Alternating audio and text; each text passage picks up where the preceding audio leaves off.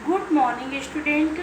आज हिंदी की क्लास में हम पढ़ेंगे लेसन सेकेंड बुद्धि का सौदागर। इस लेसन के आप लोगों ने लेसन का सारांश पढ़ा है और वर्ड मीनिंग भी लिख लिए हैं।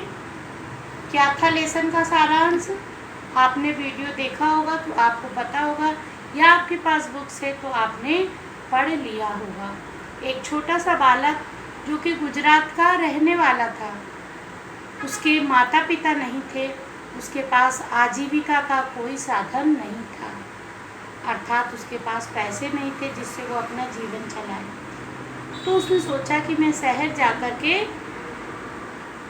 कोई एक दुकान खोल लेता हूँ। उसके दिमाग में आया फल सब्जी सब चीज़ों की दुकान है, पर बुद्धि की कोई दुकान नहीं है।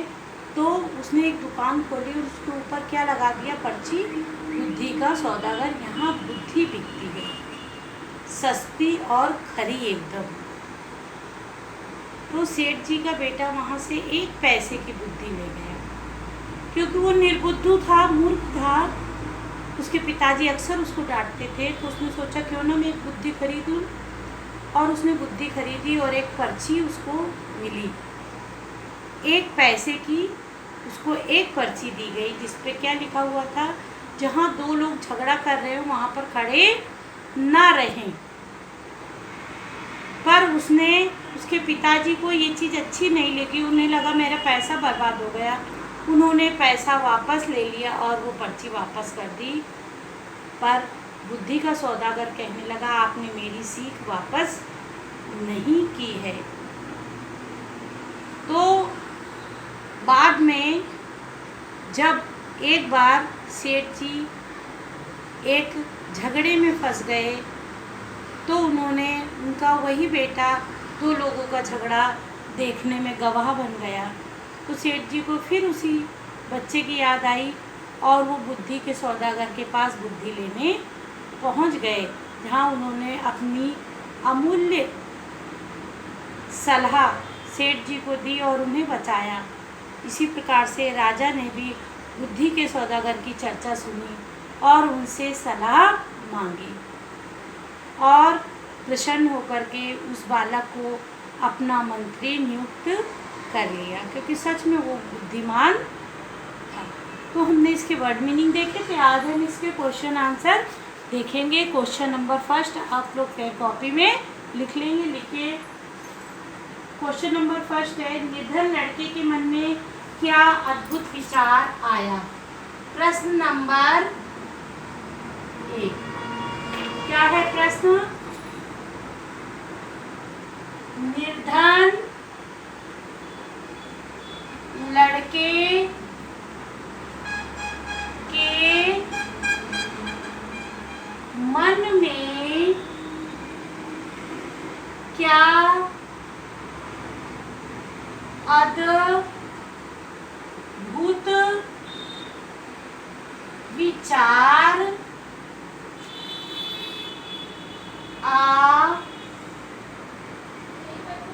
आया।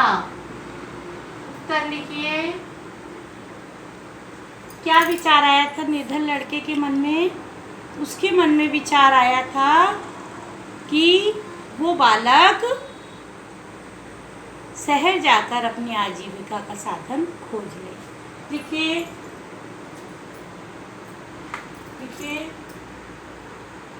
निर्धन लड़के के मन में शहर जाकर दुकान खोलने का विचार आया। क्या विचार आया था कि वो, क्योंकि गांव में कोई कार्य नहीं था, तो वो शहर जाए और एक दुकान खोल ले। सेकंड वाला क्वेश्चन था प्रश्न नंबर 2। क्या है प्रश्न? प्रश्न नंबर 2, सेठ के बेटे की पर्ची पर क्या लिखा था? अभी हमने इसका उत्तर बताया। सेठ के बेटे की पर्ची पर क्या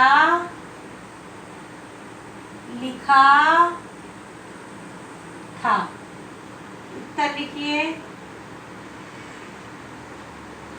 सेठ के बेटे की पर्ची पर क्या लिखा था?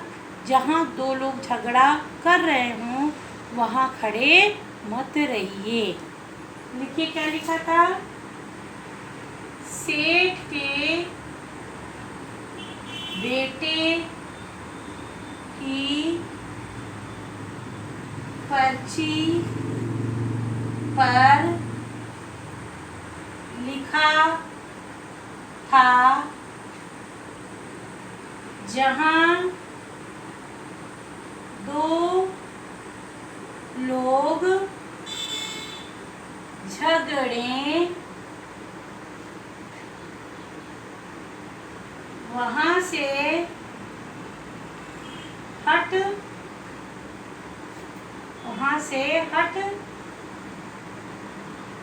जाओ। ये दो क्वेश्चन का आंसर हो गया है। अब हम क्वेश्चन नंबर 3 का आंसर इसमें लिखेंगे। देखिए क्वेश्चन नंबर 3 क्या था आपका? क्वेश्चन नंबर 3 का आंसर हम लिखेंगे, सेठ का बेटा झगड़े वाली जगह से क्यों न जा सका? प्रश्न नंबर 3, सेठ का बेटा झगड़े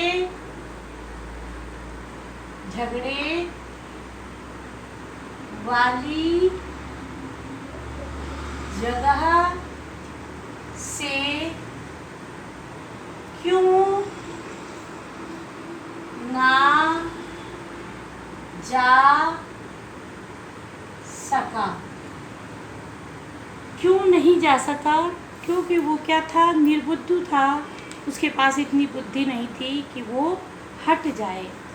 तो लिखिए इसका आंसर, सेठ का बेटा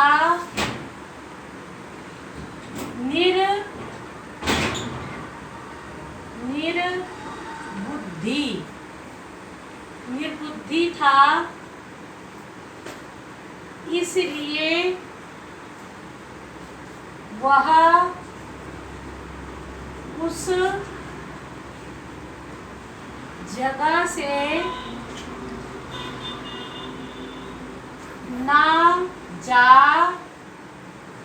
सका। ठीक, अब देखिए ये प्रश्न नंबर 3 है आपका। इसका उत्तर, क्योंकि सेठ के बेटे के पास इतनी बुद्धि नहीं थी कि वो उस जगह से हट जाता और कहीं दूर चला जाता, इसलिए उसे क्या किया? रानी की दासियों ने अपना गवाह बना लिया। अगला क्वेश्चन है, बुद्धि के सौदागर ने राजा को क्या सलाह दी? प्रश्न नंबर 4, बुद्धि के सौदागर ने राजा को क्या सलाह दी? प्रश्नवाचक चिन्ह इसमें लगा लेना है। उत्तर लिखिए। बुद्धि के सौदागर ने राजा को क्या सलाह दी थी? कि कोई भी कार्य करने से पहले खूब सोच समझ लेना चाहिए। लिखिए, बुद्धि के सौदागर ने राजा को सलाह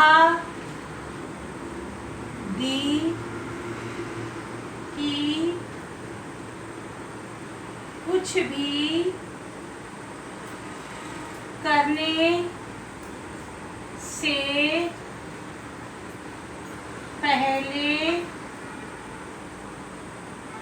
भी करने से पहले खूब सोच समझ लेना। ठीक, लास्ट वाले क्वेश्चन का आंसर मैं आपको ऐसे ही बता देती हूँ। राजा ने सौदागर के साथ क्या किया? राजा ने सौदागर के साथ प्रसन्न होकर उसे अपना मंत्री बना लिया, क्योंकि वो बहुत ही बुद्धिमान बालक था और उसने राजा को उनके प्राणों की रक्षा भी की थी।